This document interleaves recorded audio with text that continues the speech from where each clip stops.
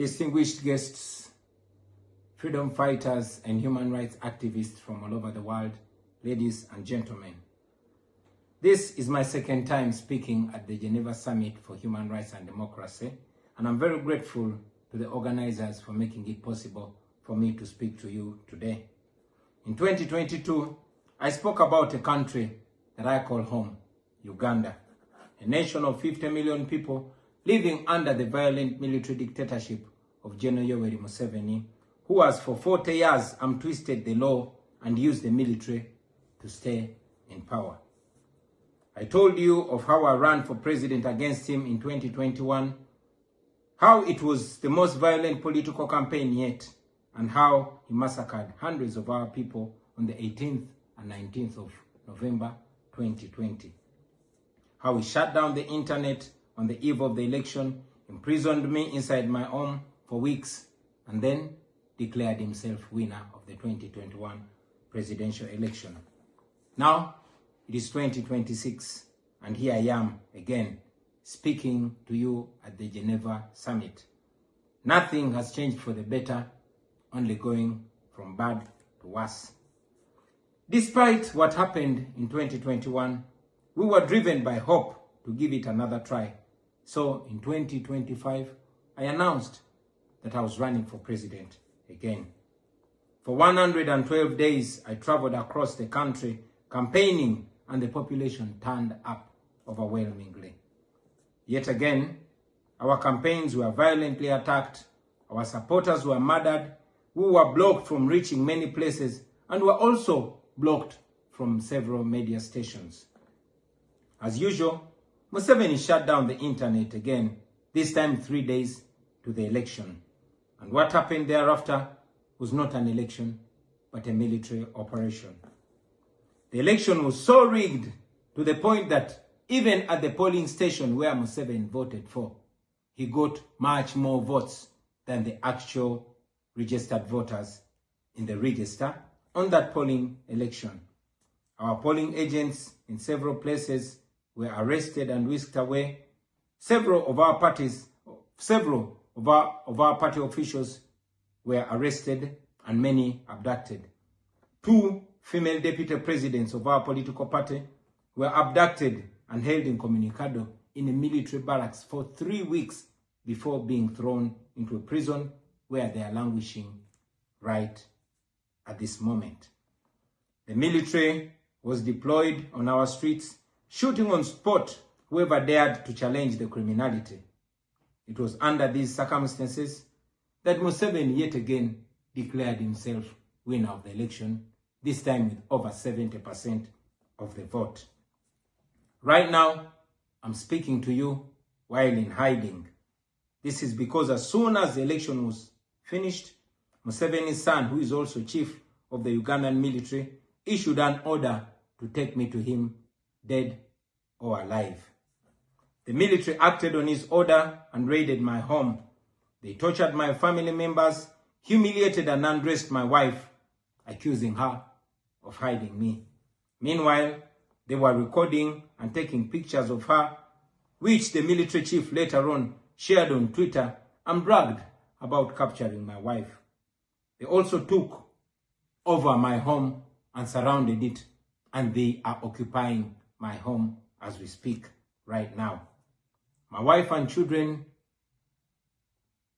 had to flee the country for fear of their lives. I am in hiding, but I don't want to be in hiding. It was necessary, though, for me to keep in hiding so I can stay alive and be able to speak to you right now. I've said it before and I say it again, that I'll resurface at the right time in my country. I feel like the international community has abandoned us. They've ignored us and they've left us to the fate of dictators. When I ran for president in 2021, Museveni and his thugs denied their crimes. They killed our people and denied it. They tortured people and denied it. They raided our houses and denied it. General Museveni has been a smart dictator because he puts on a suit, goes to the West and to the UN, speaks very nicely about democracy and human rights, but realistically, he does not mean any of those. He talks about our so-called Human Rights Commission in Uganda, but the same person closed the UN Human Rights Office in Uganda 2 years ago because they dared to question him about his atrocities. Now that is how he has been able to maintain a facade of democracy for 40 years and counting.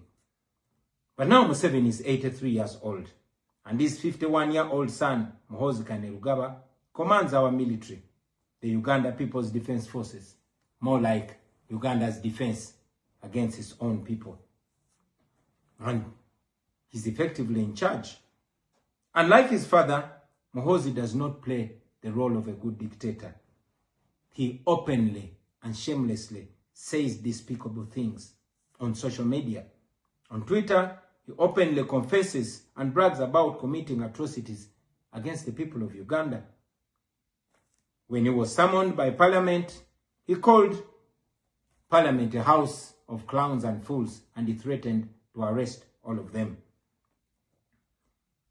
He describes judges of the Supreme Court of Uganda as clowns in wigs, and he has threatened to crush all journalists that dare to criticize his actions. In April last year, he abducted, detained, and tortured my close friend and bodyguard called Eddie Sebufu, also known as Eddie Mutwe. He later on posted on Twitter naked pictures of Eddie, boasting that Eddie Mutwe was in his basement learning Museveni's mother tongue, Bunyankole. Last month, he bragged about killing 22 of my friends, and he said that he's praying that I am the 23rd person for him to kill. In other words, Museveni and his son no longer fear international retaliation for their crimes. They've been so emboldened by your lack of action. They know that they can murder their own people, imprison them, torture them, remove their fingernails, push needles down their testicles, and nothing will happen to them. Now, they're using rape as a weapon. Boys and girls, men and women, people of all ages have reported being sexually assaulted by Muhoozi's military. And it's not rare. The majority of the people that they capture and unlawfully imprison have reported being raped, whether men or women. It is no longer possible, ladies and gentlemen, for the international community to deny Museveni's violence and atrocities. It's all over social media. And today, I am talking about it to you. Now, this is our call to action. If the international community, the way I see it, if the international community continues to be complacent, then Uganda will go from bad to worse. Museveni and his son's military will massacre many more innocent Ugandans. You, ladies and gentlemen, in the Western world, will be forced to grapple with millions of Ugandan refugees pouring into your countries. And maybe then, the international community will come and commiserate with the people of Uganda, just like they did after the genocide in Rwanda, but it was too late. The second option is that the international community rises to the occasion. You stand by the values that you profess, democracy and human rights. You can rein in on General Museveni and his son through targeted sanctions as well as financial and legal pressures. Ladies and gentlemen, Ugandans are not seeking for pity. Ugandans are only seeking to see the world take action against the individuals that have violated their rights for far too long. Those that have abused democracy with impunity should be the starting point. Please sanction these individuals. Sanction General Museveni. Sanction General Muhoozi. Sanction all the police and military officers that are responsible for gross human rights violations. Sanction those commanders. Sanction the judicial officers that have aided criminality through deliberately misinterpreting the law or skewing it. Those that normalize electoral fraud. Those that remand to prison suspects that should actually be sent to hospital.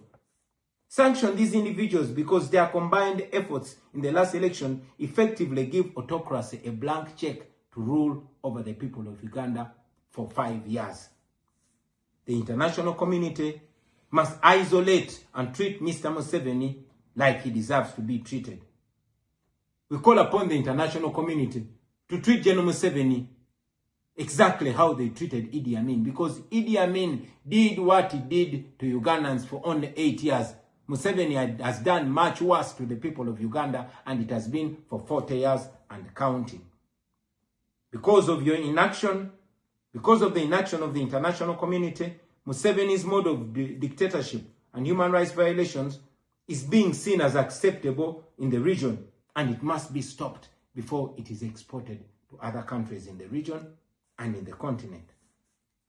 We ask the international community not to recognize Museveni's regime because it is not legitimate.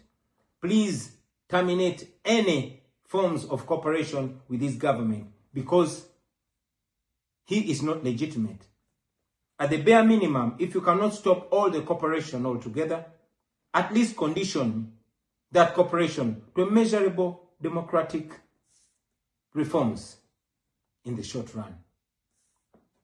On our end, as the people of Uganda, we are committed to non-violent means of changing our country, non-violent means of putting an end to this 40-year-old dictatorship.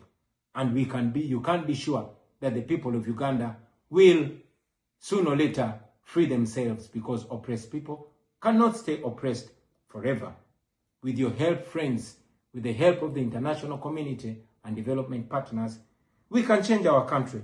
We can liberate Uganda before it is too late.